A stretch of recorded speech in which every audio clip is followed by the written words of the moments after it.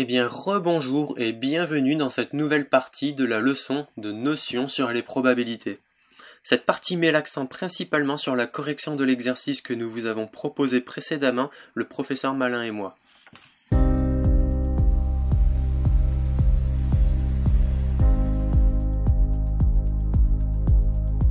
Passons dès à présent à la correction de l'exercice de mise en application.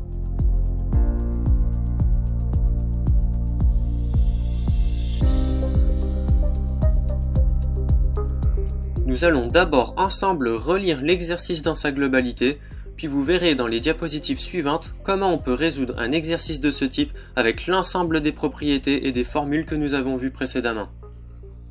On lance un dé non truqué. Non truqué veut dire que nous sommes dans une situation d'équiprobabilité, ce qui veut dire que l'ensemble des faces du dé, ou bien les chiffres du dé, ont tous la même chance d'apparaître. Question numéro 1. Quelle est la probabilité de tomber sur le chiffre 3? Question numéro 2. Quelle est la probabilité d'obtenir un chiffre pair? Question numéro 3. Quelle est la probabilité de ne pas obtenir un 3? Question numéro 4. Quelle est la probabilité que le dé tombe sur le chiffre 8? Question numéro 5. Calculer la probabilité d'obtenir l'un des 6 premiers chiffres appartenant à n étoiles, c'est-à-dire l'un des 6 premiers entiers naturels privés de 0.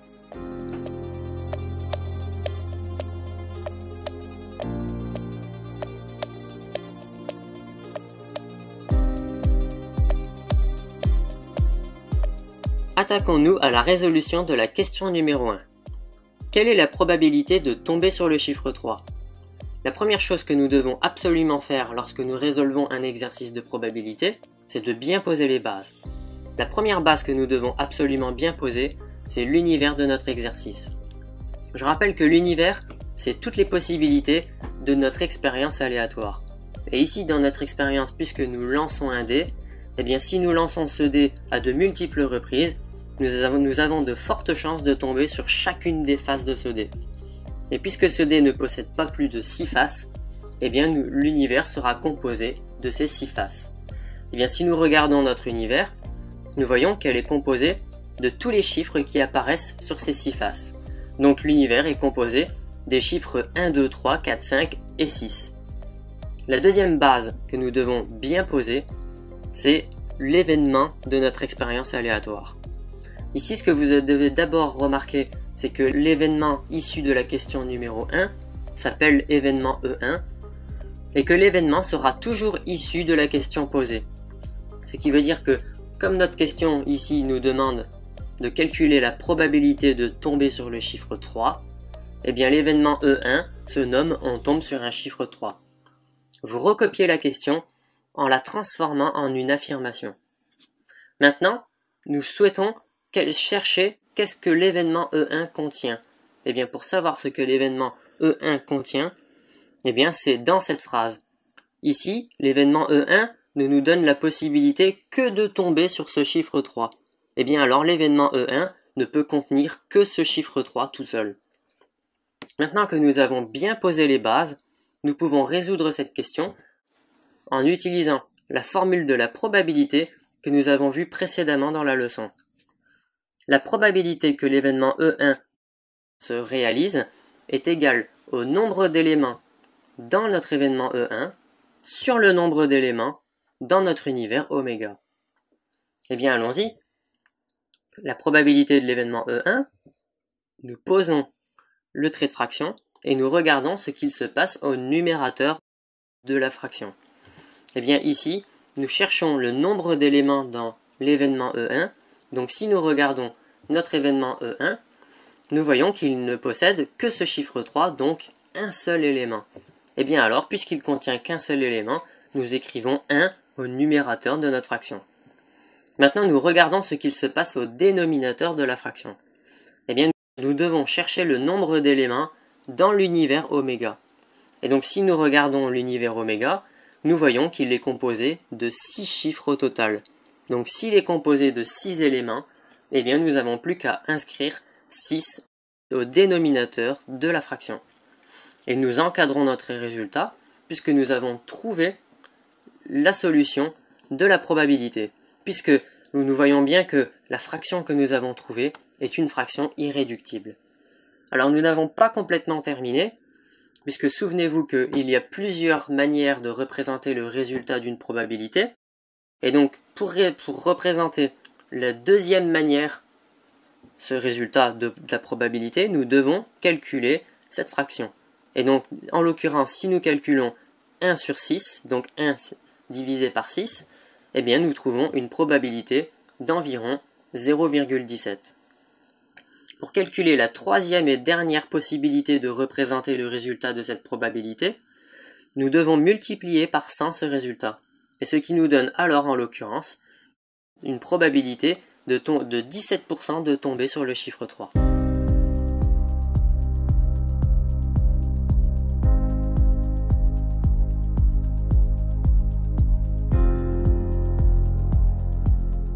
Attardons-nous maintenant à la résolution de la question numéro 2. Quelle est la probabilité d'obtenir un chiffre pair? Comme précédemment, nous devons d'abord bien poser les bases, et la première base que nous devons absolument bien poser est l'univers de notre expérience. Ici, comme dans la question précédente, l'univers est composé de toutes les faces du dé que l'on lance dans notre expérience, et comme ce dé est composé de 6 faces, alors si nous observons notre univers, nous voyons qu'il est composé de ces 6 chiffres appartenant aux 6 faces du dé de notre expérience. Le deuxième élément que nous devons absolument bien poser, c'est l'événement de notre expérience.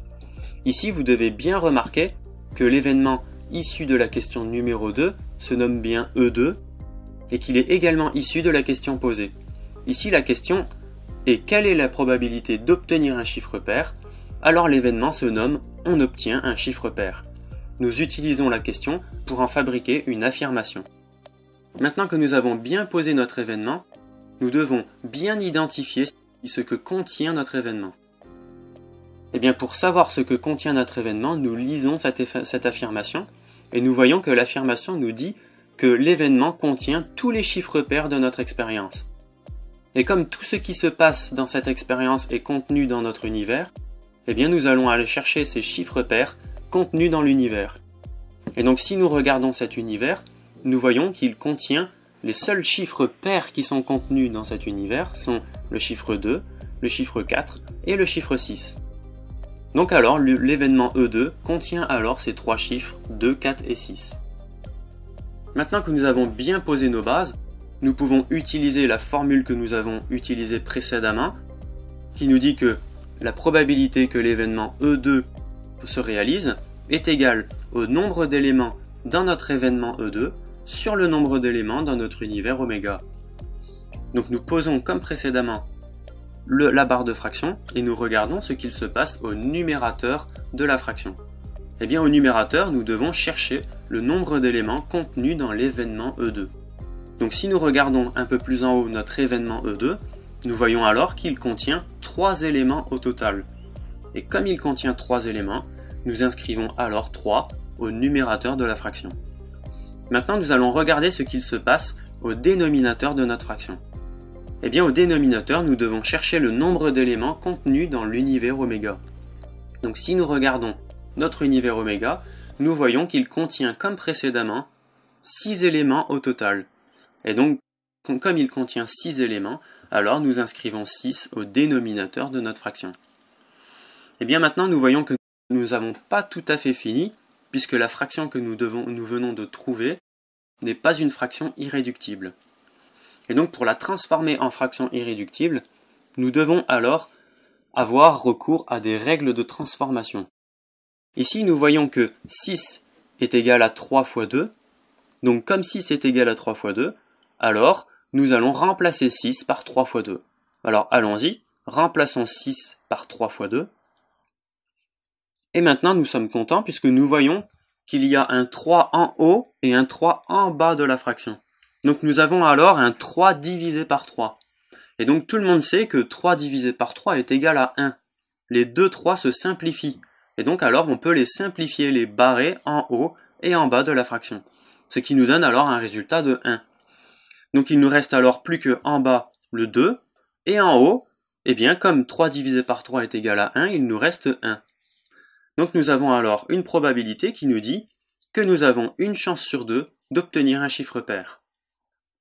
Souvenez-vous maintenant que nous devons représenter le résultat de cette probabilité sous différentes formes. Pour calculer la deuxième forme de cette probabilité, eh bien nous devons calculer 1 divisé par 2. Eh bien, en l'occurrence, si nous calculons 1 divisé par 2, nous trouvons alors une probabilité environ égale à 0,5. Maintenant, pour représenter la troisième forme de ce résultat, eh bien, nous devons utiliser ce résultat et le multiplier par 100. Nous trouvons alors un pourcentage qui nous dit que nous avons 50% de chance de tomber sur un chiffre pair.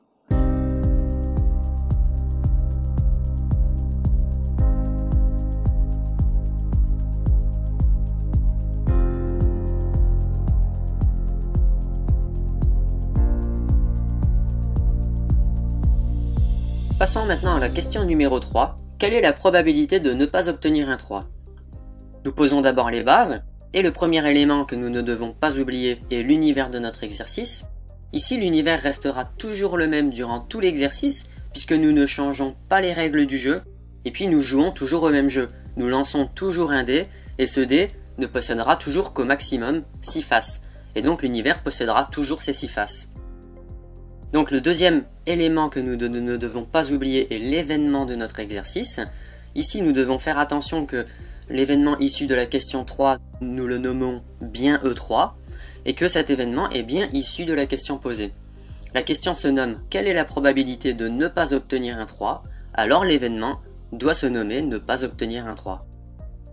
Pour bien identifier ce que doit contenir l'événement E3, nous devons relire l'affirmation que nous venons de créer, ne pas obtenir un 3, ce qui signifie que nous devons chercher à obtenir n'importe quel chiffre sauf le chiffre 3.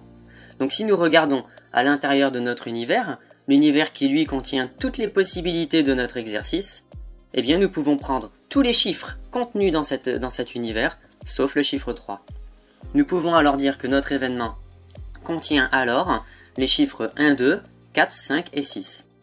Donc maintenant que nous venons de calculer et de déterminer les deux éléments qui sont nécessaires à la résolution de notre exercice, nous pouvons alors utiliser la formule de la probabilité que nous connaissons maintenant tous par cœur, qui nous dit que la probabilité que l'événement E3 se réalise est égale au nombre d'éléments dans notre événement E3 sur le nombre d'éléments dans l'univers oméga. Alors comme pour les deux questions précédentes, nous posons d'abord notre barre de fraction et nous regardons ce qu'il se passe au numérateur de la fraction. Sur le numérateur de la fraction, nous devons chercher le nombre d'éléments contenus dans l'événement E3. Donc si nous regardons maintenant notre événement E3 qui a bien été identifié, eh bien nous voyons qu'il contient au total 5 éléments. Donc comme il contient 5 éléments, alors nous inscrivons 5 au numérateur de la fraction. Regardons maintenant ce qu'il se passe au dénominateur de cette fraction. Eh bien nous devons ici chercher le nombre d'éléments contenus dans l'univers oméga. Donc si nous regardons notre univers oméga, comme il n'a toujours pas changé, eh bien il contient toujours 6 éléments. Donc nous devons inscrire alors 6 au dénominateur de la fraction et nous encadrons notre résultat, puisque nous voyons que la fraction que nous venons de trouver est bien une fraction irréductible. Souvenez-vous que nous pouvons représenter le résultat d'une probabilité sous 3 formes au total, et donc pour obtenir la deuxième forme, nous devons alors calculer cette fraction.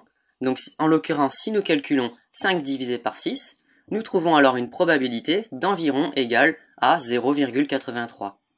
Pour obtenir la troisième et dernière forme de représentation du résultat, nous devons alors multiplier ce dernier résultat par 100, et donc nous trouvons alors une probabilité qui nous dit que nous avons 83% de chance de ne pas obtenir un 3.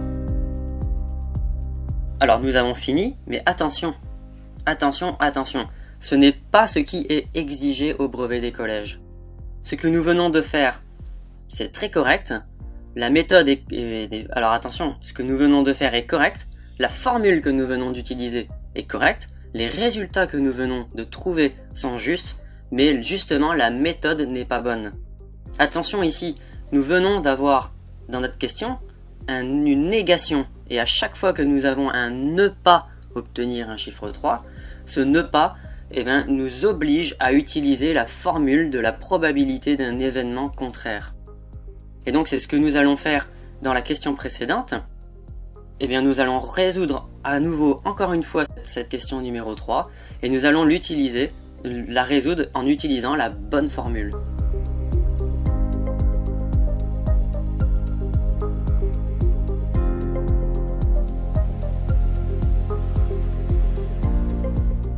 Reprenons alors cette question 3 et nous prenons alors exactement les mêmes bases que précédemment, l'univers qui restera toujours le même pendant tout l'exercice et l'événement E3, ne pas obtenir un 3.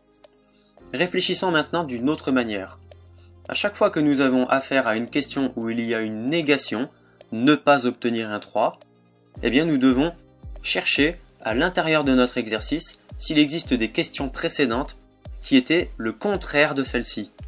Eh bien ici c'est le cas, puisque nous avions dans la question numéro 1 l'événement 1 qui nous disait on tombe sur un chiffre 3. Eh bien si on regarde donc ces deux événements, nous voyons alors que dans l'événement E3, nous cherchons à obtenir tous les chiffres sauf le chiffre 3, et dans l'événement 1, nous cherchons uniquement à obtenir le chiffre 3. Donc nous remarquons que ces deux événements sont contraires, et donc nous pouvons alors dire que l'événement E3 est contraire à l'événement 1. Donc ce qui se note alors que E3 égale E1 bar. Donc E1 bar est le contraire de l'événement E1. Maintenant que nous savons que nous avons affaire à des événements contraires, nous devons alors obligatoirement utiliser la formule de la probabilité d'un événement contraire, que nous allons poser ici, et qui nous dit alors que la probabilité de E3 est égale à 1 moins la probabilité de E1. Et comme nous connaissons la probabilité de E1, puisqu'elle était égale à 1/6 dans la question numéro 1, nous n'avons plus qu'à remplacer cette valeur dans notre calcul, qui nous donne alors que la probabilité de E3 est égale à 1 moins 1/6. Et maintenant, comme vous connaissez tous les règles de transformation des fractions, vous savez que lorsque nous voulons additionner ou soustraire deux fractions, nous devons obligatoirement avoir le même dénominateur de chaque côté. Et bien ici, nous voyons que 1 n'est pas tout à fait une fraction. Et bien pour transformer un chiffre en une fraction, nous utilisons toujours la même méthode. Cette méthode, c'est que l'on divise ce chiffre par 1. C'est-à-dire que si nous divisons 1 divisé par 1, eh bien il ne se passe rien. Donc nous utilisons cette formule en général qui nous dit que A divisé par 1 sera toujours égal à A. Vous voyez que si l'on divise par 1, il ne se passe rien, c'est toujours égal à A. Et donc si l'on remplace ce A par le chiffre 1 par exemple, eh bien nous avons donc la formule qui nous dit que 1 divisé par 1 sera toujours égal à 1. Et donc si l'on remplace 2 A par le chiffre 2, eh bien nous avons alors la formule qui nous dit que 2 divisé par 1 sera égal à 2, et ainsi de suite. 3 divisé par 1 sera toujours égal à 3, etc., etc. Donc si nous utilisons cette formule, eh bien nous voyons que 1 divisé par 1 peut être remplacé dans le calcul, et donc nous avons alors une probabilité qui est égale à 1 divisé par 1 divisé par moins 1/6, pardon. Et donc maintenant, puisque nous avons deux fractions, nous devons alors les mettre toutes les deux au même dénominateur. Donc nous devons utiliser un dénominateur commun, et ce dénominateur commun sera le chiffre 6. Donc c'est la fraction 1 sur 1 que nous allons devoir mettre au dénominateur 6, et donc pour mettre cette fraction au dénominateur 6, nous allons alors multiplier par 6 en haut et en bas de cette fraction. Donc nous allons alors pousser ce 1/6 et nous allons multiplier par 6 en haut et en bas. Maintenant, comme on sait que 1 fois 6 est égal à 6, eh bien nous avons alors une probabilité qui est égale à 6 sur 6 divisé par moins 1/6. Et donc maintenant que nous avons le même dénominateur de chaque côté, sur chaque fraction, eh bien nous pouvons le rassembler sur une même barre de fraction, qui nous dit alors que la probabilité est égale à 6 moins 1 divisé par 6. Et comme 6 moins 1 est égal à 5, donc 6 moins 1 est égal à 5, nous avons une probabilité que l'événement E3 se réalise qui est égale à 5/6. Donc vous devez bien vous rappeler que si on vous demande de représenter ce résultat sous forme d'une autre manière, sous une autre forme, eh bien vous devez, pour utiliser la deuxième forme, on doit calculer 5 divisé par 6, et donc en l'occurrence si nous calculons 5 divisé par 6, nous avons comme précédemment une probabilité qui sera environ égale à 0,83, et donc si nous divisons par 100 ce résultat, nous avons alors une probabilité de ne pas tomber sur le chiffre 3 qui est égale à 83%.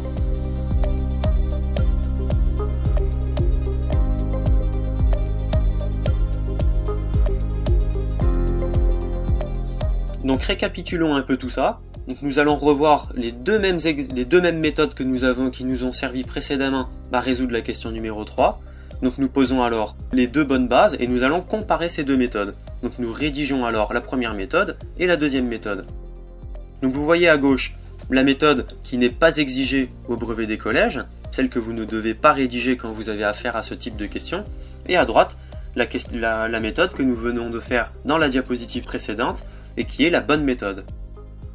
Donc si l'on compare ces deux méthodes, on voit que la méthode de gauche est effectivement la méthode qui paraît la plus simple à mettre en œuvre, et à droite, effectivement, elle paraît plus difficile, mais en réalité, ce n'est qu'une illusion, puisque dans un exercice de probabilité, eh bien, quand nous avons affaire à un exercice beaucoup plus difficile, eh bien, c'est cette deuxième méthode, à droite, qui paraît en réalité la plus simple à mettre en œuvre. Donc c'est pour cette raison que nous vous obligeons à utiliser cette méthode pour pouvoir vous habituer à l'utiliser correctement. Donc c'est cette méthode que vous devez obligatoirement utiliser pour avoir un maximum de points sur votre copie d'examen. Et une dernière chose que vous devez bien vous rappeler, je vous la répète encore, c'est que lorsque vous avez une négation à l'intérieur de votre question, que vous devez obligatoirement utiliser la formule de la probabilité d'un événement contraire.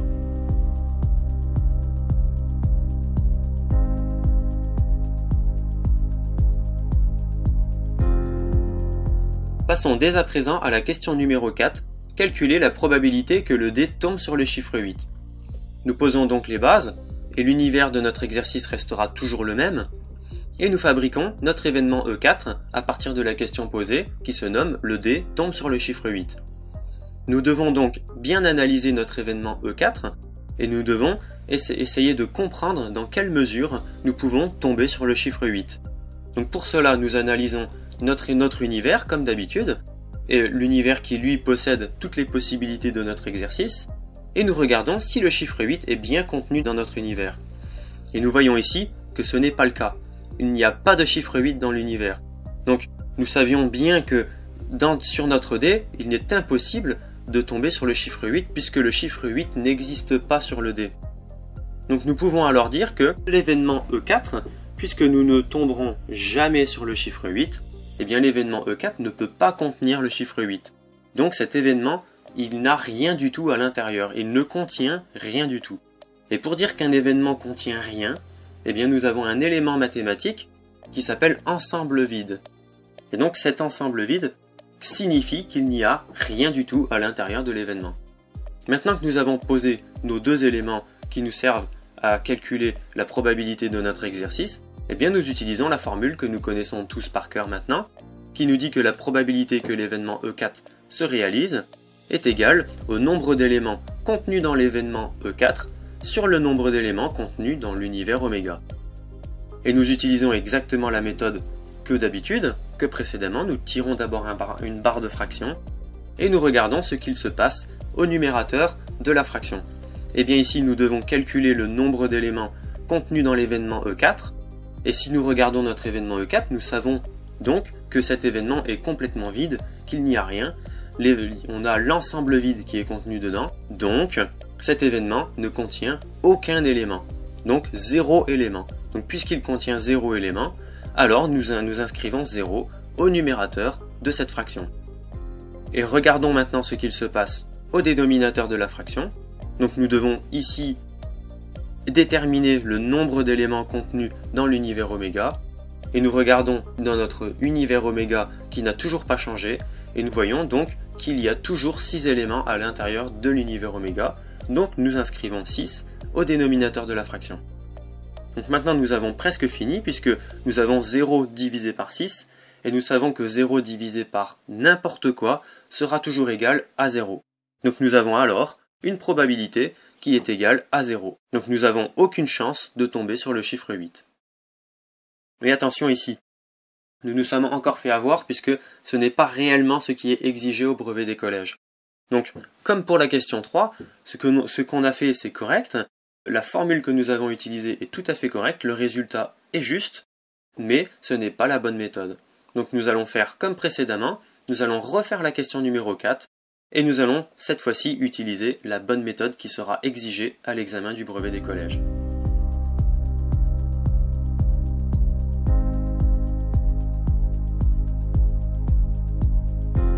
Reprenons alors la question numéro 4 avec la bonne méthode. Calculer la probabilité que le dé tombe sur le chiffre 8. Donc nous reprenons exactement les mêmes bases, l'univers qui ne changera jamais tout au long de l'exercice, et l'événement E4, le dé tombe sur le chiffre 8.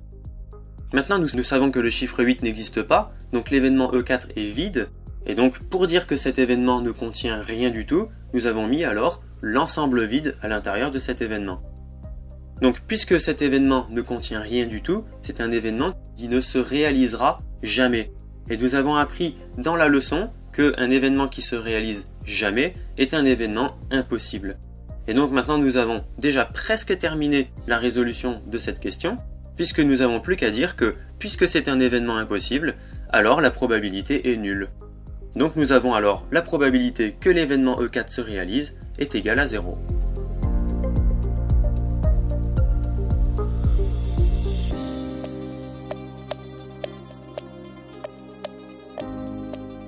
Récapitulons maintenant les deux méthodes que nous avons vues précédemment pour calculer la probabilité que le dé tombe sur le chiffre 8.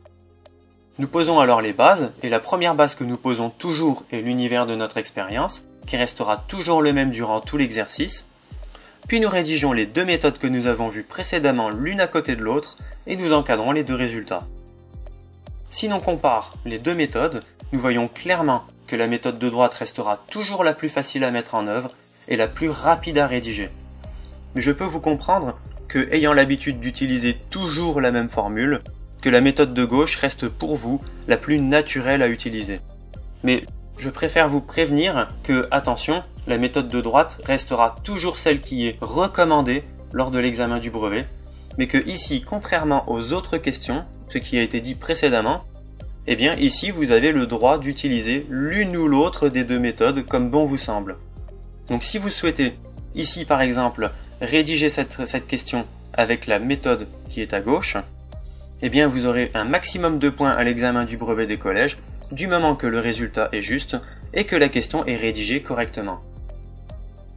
Une autre chose que je souhaiterais vous rappeler, c'est que lorsque vous tombez sur un événement qui ne se retrouve pas à l'intérieur de l'univers, eh bien cela veut dire que nous n'avons aucun événement qui pourrait être mis à l'intérieur de notre événement.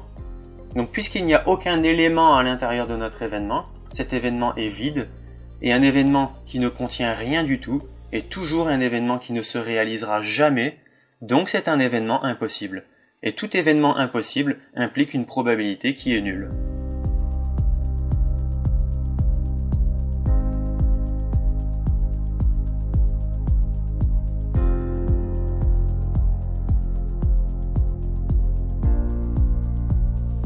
Passons maintenant à la résolution de la question numéro 5.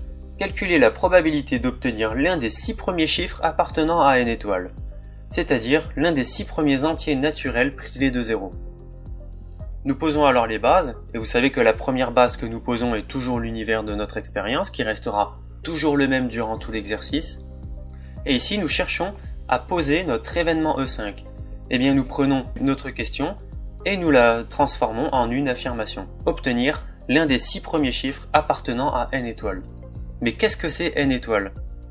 Eh bien ici nous le voyons, dans la parenthèse de notre question, il est clairement dit que c'est l'un des 6 premiers entiers naturels privés de 0. Mais qu'est-ce qu'un entier naturel? Eh bien un entier naturel ça se note n. Grand N. Eh bien ce grand N, il démarre de 0 et il prend tous les entiers jusqu'à l'infini.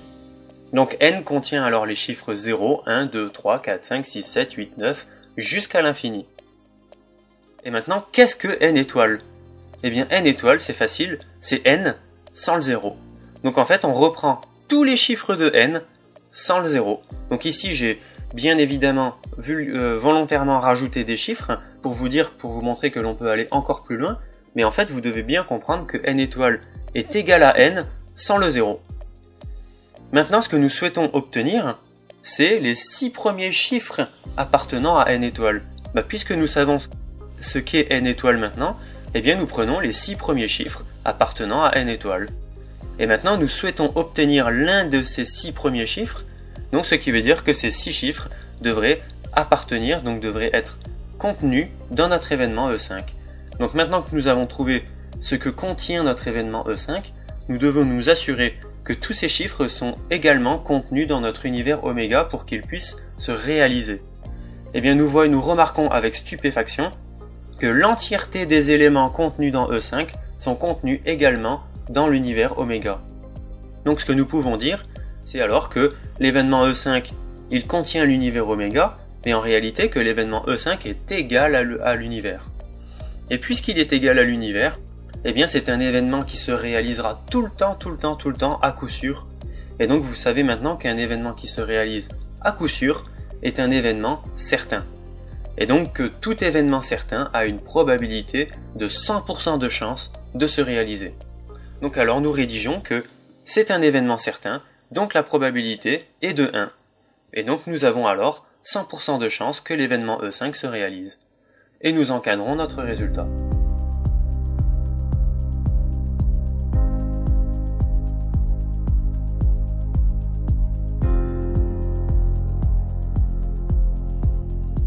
Je vous souhaite alors une très bonne journée à toutes et à tous et à très bientôt pour un nouvel exercice malin et ingénieux.